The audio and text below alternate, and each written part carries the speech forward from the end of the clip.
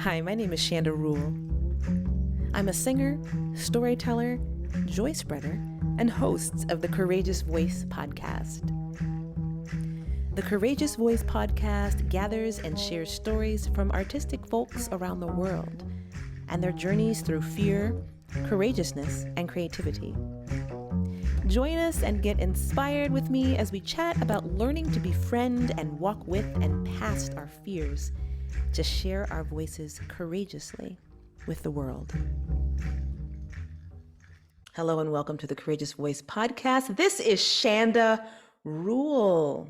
I hope y'all are doing good. I am having a great day because I get to look into the face of a dear friend. You get to hear her voice. Listen, y'all, welcome JaiShree Devi Dasi. I know I messed it up again. Look, because No, I know you as Deborah Dow-Spielman. That's right. It's still my name. Yes, all of the names. All the names. So JaiShree is a mom. She is a wife. She is a yogi. She is a writer, a singer, and the creator of Soul Culture Yoga School.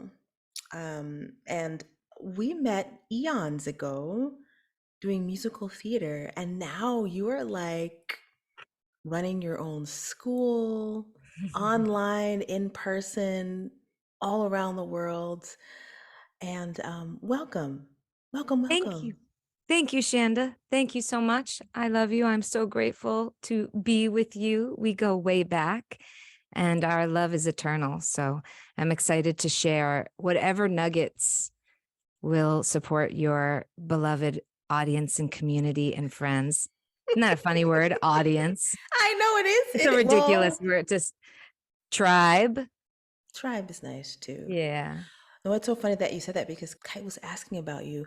I was telling him we used to room together. We were traveling in the show together. And he goes, okay, so you're not friends anymore? Oh my God, I know, right? Just because we're not in the same city and we don't get to talk like that anymore doesn't mean that we don't love each other anymore. So it's so fabulous that you said that. And I feel like that is the first nugget I want to drop. Listen, I want to talk about your journey into what you're doing now. You introduced me to yoga back in the day. You are how I learned my first sun salutation. And now this is your life. So there were a couple of years that I missed out on because you moved to LA. And I remember speaking to you when you were moving back and you were starting to make some shifts into doing yoga full time. And, and I hesitate to say doing yoga full time because I feel like you were in the yoga life, you were practicing. So things were shifting on the outside world and how you were spending your time. But you made a lot of changes at a really high point in your career. And I would love to start there. Wow. Because that's huge. This is huge on how you started to make these decisions. So yeah. Oh, beautiful. Tell us All about right. Well, this. thank you also for shining a light on the reality of what it is to re-identify as a human being, because ultimately that is what we're talking about.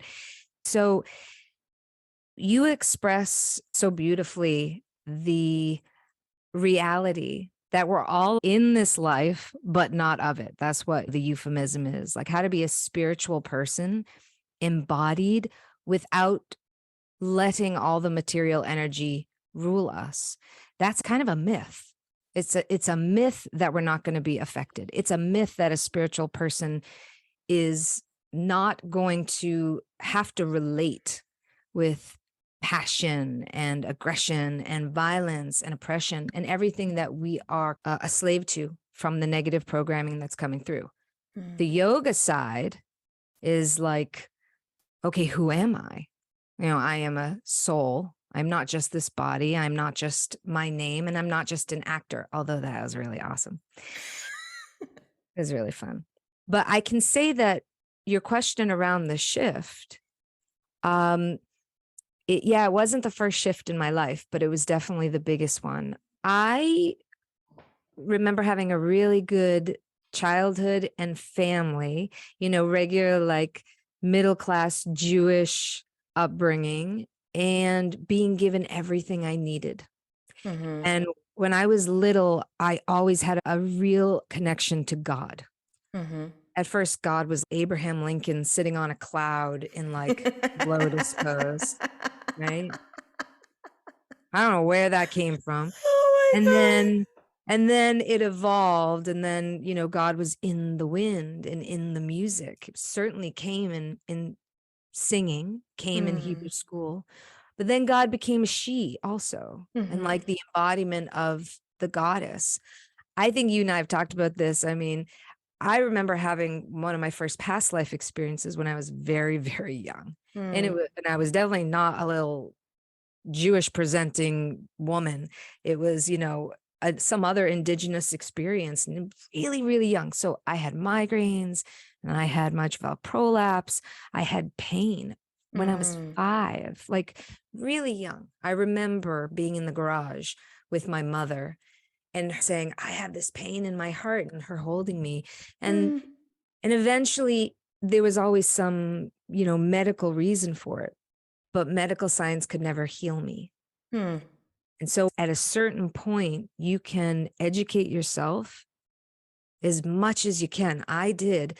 Keep asking questions, keep looking at certain sciences or medicinal modalities, at therapeutics, keep reading, keep growing, and keep striving. And there still won't be an answer. Hmm. And so the spirituality part, and the reason yoga saved me and that I left my career, even at a high point, to be a yogi and then to teach, and what has led me beyond that to where I am now, was because the hole from what was not enough began to get filled by studying spiritual values and how Hmm. to activate them. Mm-hmm. And that became more interesting, Mm-hmm. even than Shakespeare, even than musicals. It became like the passion around devotion. And it was a path I had to follow. So I Hmm. left everything. I left everything that first time, and it was painful. Mm. Um, But I remember walking in Union Square with you. I can't remember at what point in our relationship this was, but I remember walking and you were talking about the energy around where you were in your career and that you would embody it in a different way. And so it's been so interesting for me to see Mm. you do that. The reflection you're sharing is absolutely a gift. Um, I went through an ascension, as I believe most people do, over the past few years, that scared the everything out of me. Okay. So when we really shift our identity in our life, which is what happened, it's usually scary. Hmm. It's beyond, it's like that, it's that death cycle, which I actually wrote about in my second book a lot, in Soul Ascension, because no matter what, you're going to evolve as the same soul, and you're going to be relating with the external world, and the wisdom will come and the lessons will come. But what you do with that, that is so interesting, Hmm. because that is what re-identification is. And that thing that I didn't know was what it was to actually be present again in the Hmm. moment and recognize that power and the goddess is not just, unicorns, rainbows, and feeling Hmm. awesome. Hmm. The goddess is generating, operating, and destroying. Hmm. And it's the relationship between the three. So, Mm. Okay, so tell me how that relates to this death cycle and how you ascended through this cycle. mhm.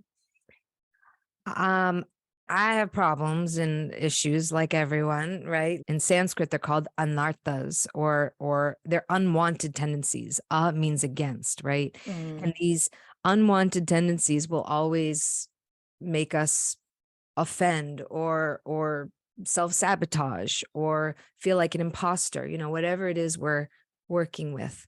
All these buzzwords are real, right? All these Mm. euphemisms and allegories about life are real, but to embody them is different. So my ascension was to actually embody all the things that I had manifested. Hmm. A lot of people are always working on manifestation, but like manifestation is just your life showing up in front of you. My interest is in how I'm relating to that so that I'm not so angry or full of anxiety.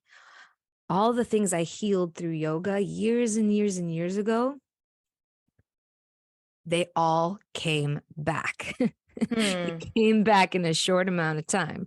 You could call that the pandemic for sure. You can call it healing generational trauma. You can call it healing the gap, right, between emotional intelligence and,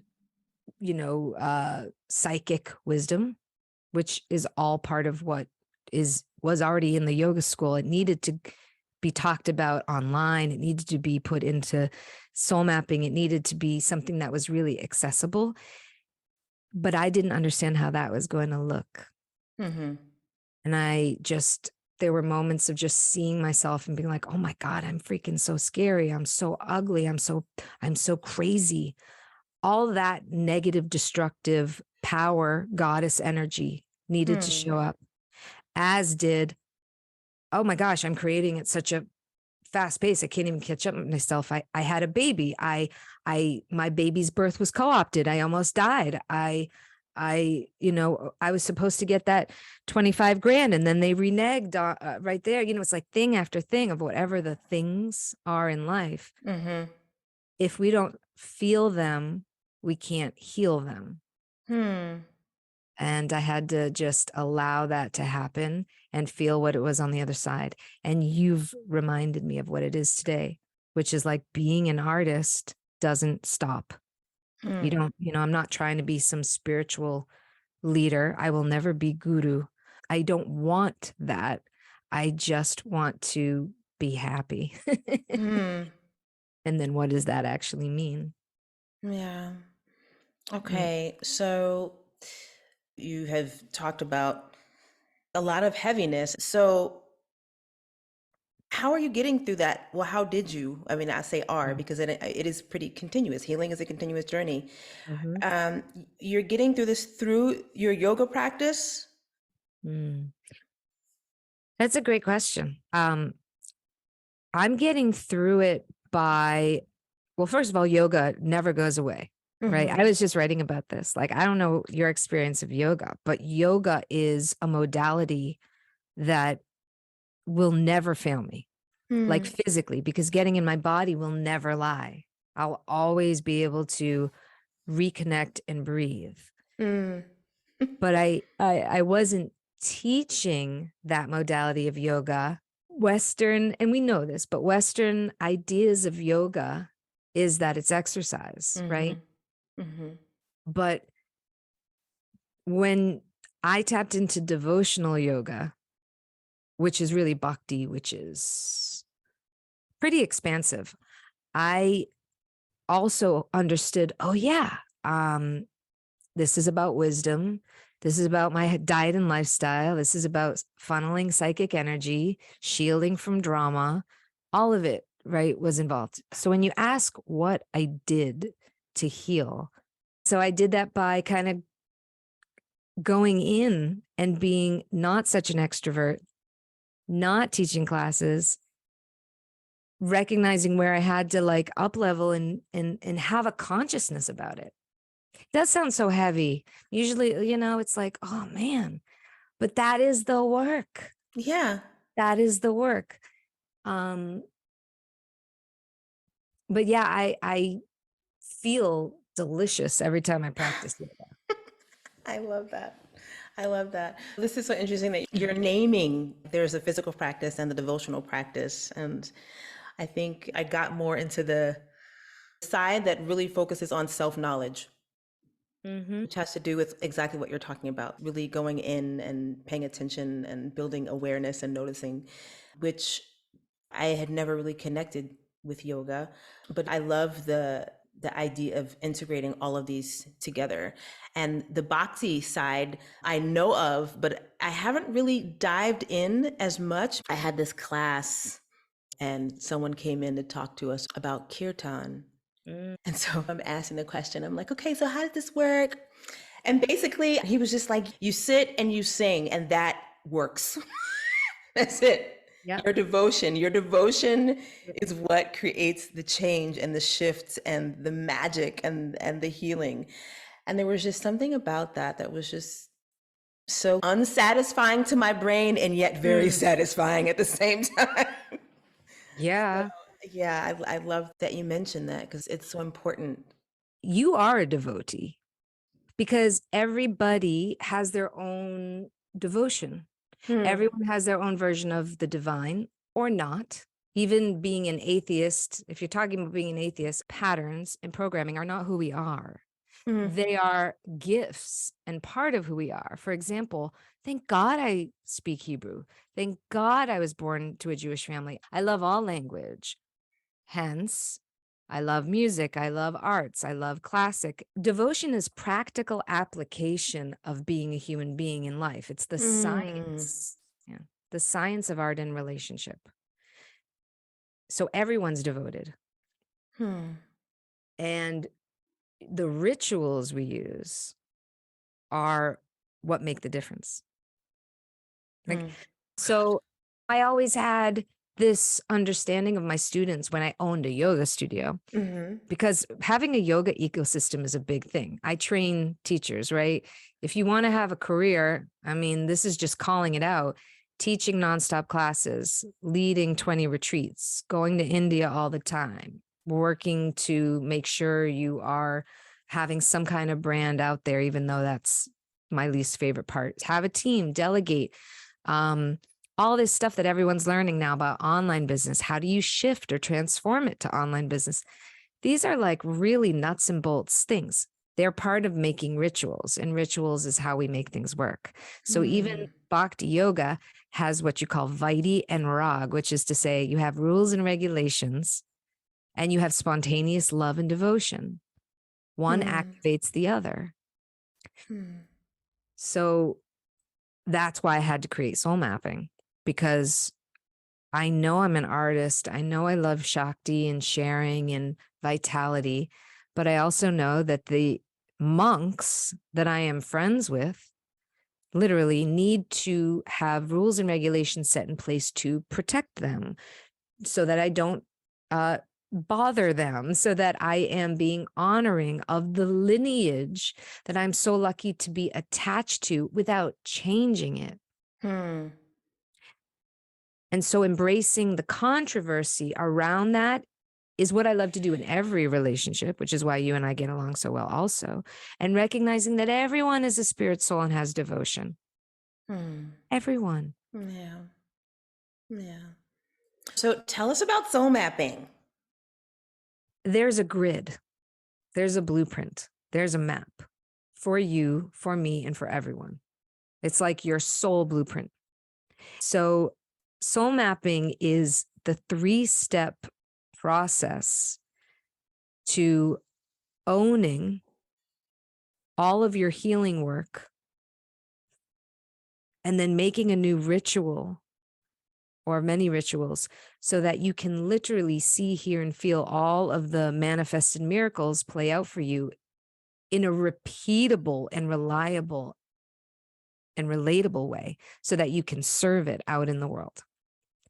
Mhm. That may sound so simple, but it's taking everything I ever learned in therapies in the Vedas and psychology and acting and the connecting of people and talking about the controversies and the cultural values and activating our bliss and just making it workable, but for someone in the language of their soul, which is what is kind of missing. Hmm. And I always say you can take it and use it however you want. And people do.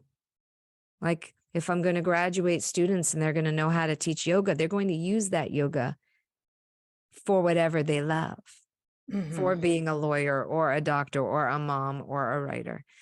So soul mapping is a practice you can do in just a few minutes that I had to start doing. So like if I'm angry and I'm just like so triggered or whatever's happening, I can call upon it and I can pivot in it right away. That's what it is. Mhm.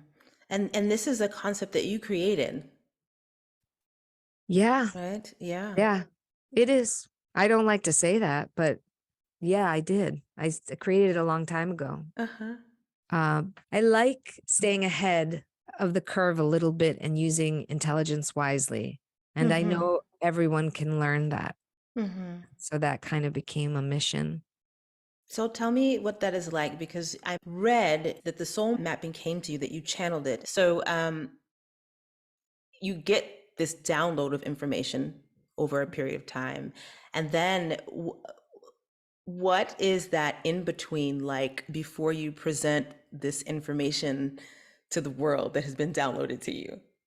Okay, I just have to share something and Yes. then I will answer the question. Okay. I was speaking with a woman a couple months ago, and she was talking about her new business, Mm-hmm. coaching and mentoring. Oh, great. I said, and who is your teacher? What is the modality? And she said, mm, I I don't know. I just made it up. And I'm like, okay, mhm, I know what that means, right? There is nothing new in some ways. We are all working with the collective soup that is wisdom. But Mm-hmm. for me, it is Veda. So the most important thing I can do is honor teachers, guru, wisdom. However, how that integrates and how I communicate it is unique. How you integrate your wisdom into your life and share it with the world is unique. For me, I was always needing to funnel and organize my psychic expansion. Like I was always living in another life, not because I wasn't having a good time and moving and offering and present, but in some ways I wasn't present because this is not our first rodeo, Mm-hmm. right? So in yoga classes, after going NYU, after being an actor, and I was really making yoga my life for many years, I would sit and have these expansive experiences from the breath and the movement and the meditation. And then I would go and sit in my therapist chair every week and scrape at my soul and do the shadow work and understand the ego and then study not only, you know, the animal agriculture, history, ethics, religion, all of that, but bring it together in my own little experience, understand what a soul was, heal those relationships, stop using drugs in ways that was not benefiting me, slow down my process, recognize my language, and then live it as a living experiment while Mm-hmm. making sure I kept feeding, as you said, my intellect. Mm. And yoga was the first place where my vision of God, a religion, and my spirituality met. Mm. Ooh, there was so much juice in that statement. Wow. Gosh. I feel like that's another book for you. Yeah, that's the hardest part of the last year was that I didn't write my third book, but I got to do it. You are turning out so much. There's so much content. Are you still doing weekly workshops Mhm. on Instagram? And yeah, oh my gosh. And I love your word delicious and how you use it, because you're getting into some delicious topics about shame Yes. and Yeah. lies, the lies that we tell, Yeah. and perfectionism. And That wow, all the okay. all this stuff. That's the first realm of the matrix, by the way. The whole first realm is just shadow work. We call it the realm of Mm, grounding. It's just getting really clear one-on-one in so much love and holding and real healing what the lie is, what are the programs, and then all the exercises. I'm just break it down. All the exercises I have people do, giving away anything we can do and everything to get very clear about those stories, because those stories mm, are pillars. They're literally going to hold your house up. They're going to get broken down, right? mm-hmm, And then shifting to really figure out what you want. Like you were saying, I am a singer. Part of that craziness is like, do I want fame? No, I thought I got over that. Do I want to be on screen? Oh, no. How come that show I did where I came out and died on stage was my favorite show? Mm. There's something there. There's something in all these stories. So you unpack the story, you make better choices, and then you work on whatever the ritual is, which is different for everyone. And then you radiate that in the third realm and like really expand into it. But you have to keep practicing the magic and the devotion, and you end up Mm. serving it. But we're always going to fall down again and make mistakes again. Oh my gosh. I love that that's part of it because it's so true. Before we hit record, we were talking about perfection. And that's something that I've been thinking about a lot, that falling down, starting again. But even within that, there's this, I don't know if this is with you, but I noticed in myself right now, I'm struggling with some interaction that I had. And I'm like, can I just let myself mess up this interaction and not try to perfect it? And I'm trying to go back and maybe I can go back and say this and then it'll be the perfect way of failing. And I love you. Oh my God. I'm This is like, why I love you so much. So, when you're like, oh, I want to figure out a way to fail gracefully, I think, or however you said it, but that might not ever end. that's what That's it what it, is. that's what it is. But, also, and enjoying the ride. That's the hard thing. Well, there's a huge controversy about that, actually in spiritual circles. Mm, It's very powerful and it's very clear. It's clear to me now. It's the difference between deliciousness, mm-hmm, AKA spiritual values, like we are a mirror to the divine. And see, because mm, everyone keeps cutting God out of the conversation. You cannot cut God out of the conversation. And after knowing we can't cut God out of the conversation, we have to get clear about who is God. And God is not just one personality. It is not mm, just one male or female. Like my boos in Krishna consciousness see God as Radha and Krishna as those embodiments, but there's also many incarnations that come after. There's Lord Shiva and his wife Parvati, and there's Hanuman and Ganesha and all the kids and all the different people and all the different pastimes. But thank God yoga came around and helped me fall in love with Jesus. mm, How do you not know who Jesus is? But Jews don't know who Jesus is, right? How do mm, you, like, all these people, all these, Buddha, and then just seeing God in this or the tree, or seeing God in as Brahma, the energy. Just saying that in itself is one of the major conversations. I know I'm naming it. I like to name things. And this is why we'll have to have probably 4 more podcasts. yes. And also just naming the fact that there is an understanding that we can be delicious, be auspicious, be blessed, build wealth, shield from negativity. But that doesn't mean we're like, just eating up anyone else, or Mm-hmm. how do we love life and be who we are without just enjoying it? Hmm. I just think that is a really interesting. What would you say to that? Yeah, this is an interesting concept. And a lot of times I wonder if it's a cultural understanding. Because let's say, I guess the simplest way for me to break it down is okay, I get up in the morning, I'm reading my versions of my yoga sutras, and this is the sentiment. Right. And then I'm going to the gym, I'm putting on my Kirk Franklin and my gospel music. And this is a different culture. It's a different way of looking at the world. And the sentiment is basically, oh, what's the song that I'm loving right now?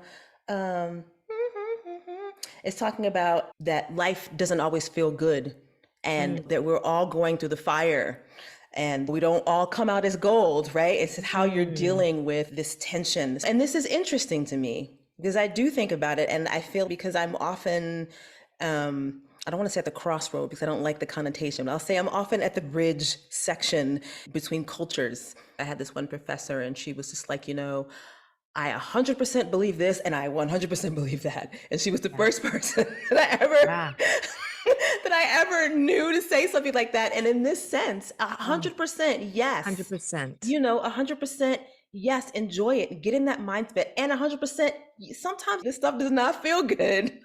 And it's hard, but the Mhm. thing that is constant is that we keep going through it. You keep walking, and yeah, and you Just still repeat. have that faith and repeat. Yeah. Yes. And repeat. And you get Yeah. back. And that's why the map is the map. That's why it's so repeatable and relatable and reliable. There had to be something to come back.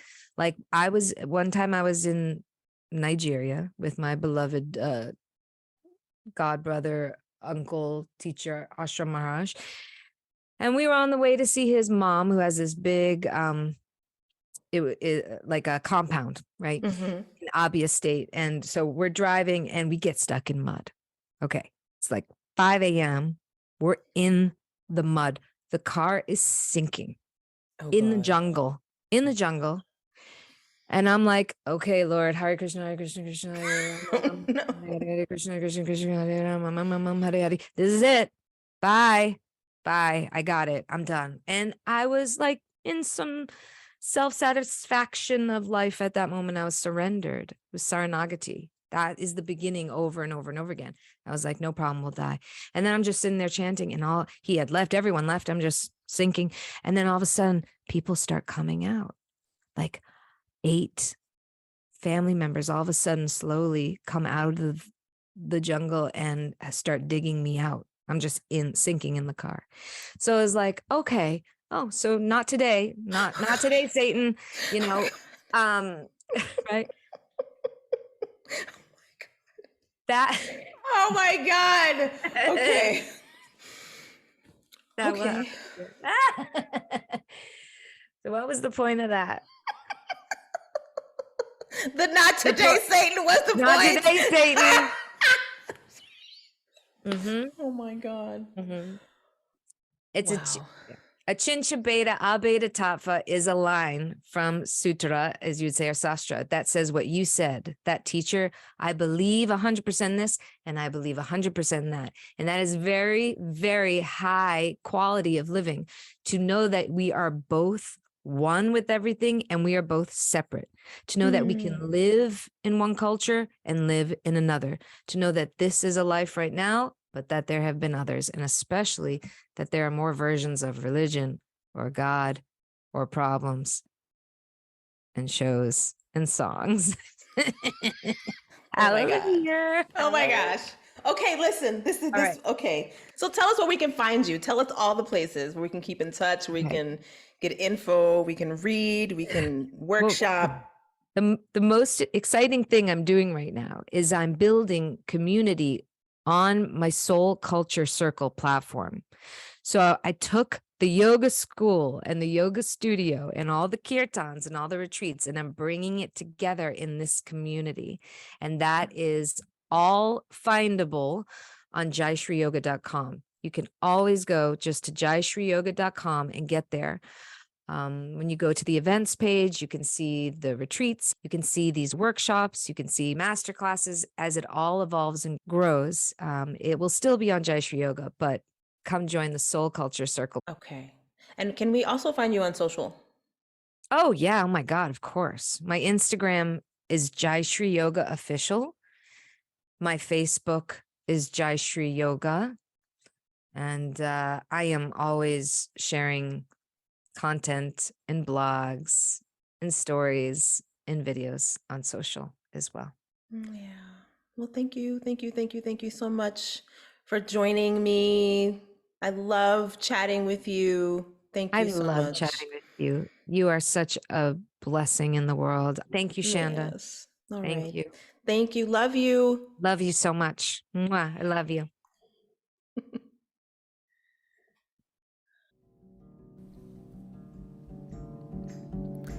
The Courageous Voice podcast is a collaboration between Connect.Faith and me, Shanda Rule.